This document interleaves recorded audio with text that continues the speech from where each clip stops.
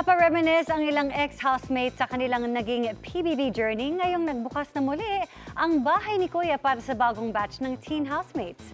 Kabilang dyan si Will Ashley na nakipag-bonding pa sa kanyang fans sa isang Halloween-themed party. Makichika kay Athena Imperial. Sa pagpasok ng 20 bagong housemates sa bahay ni Kuya, napabalik tanaw sa kanilang journey ang housemates ng matagumpay na unang season ng Pinoy Big Brother Celebrity Collab Edition. Sa post sa IG, idinaan ni Nation's son Will Ashley ang kanyang pasasalamat sa lahat ng natutunang lesson sa loob ng bahay ni Kuya.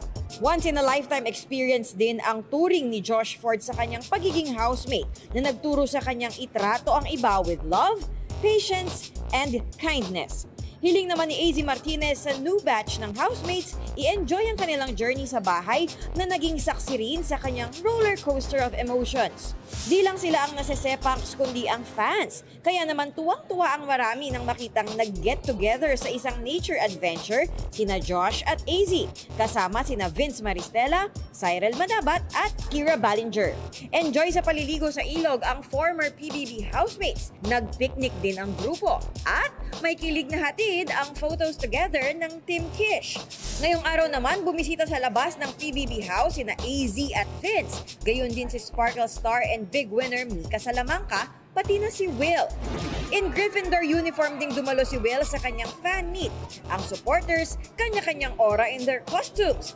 Kwento ni Will, busy sila ngayon ang kanyang PBB batchmates sa shoot ng The Secrets of Hotel 88 na collab project ng GMA at ABS-CBN. Kakauwi ko nga lang po galing lock-in taping namin. Kaya nakakatuwa kasi magkakasama kaming mga housemates. Bukod dyan, ongoing pa rin daw ang shoot para sa pelikulang Love You So Bad na official entry para sa Metro Manila Film Fest 2025. We're very excited na mapanood to ng mga tao kasi pinaghandaan talaga namin. Pinaghandaan namin, pati si Direk May talagang minimake sure na perfect yung kalalabasan ng film. Athena Imperial updated sa Showbiz Happenings.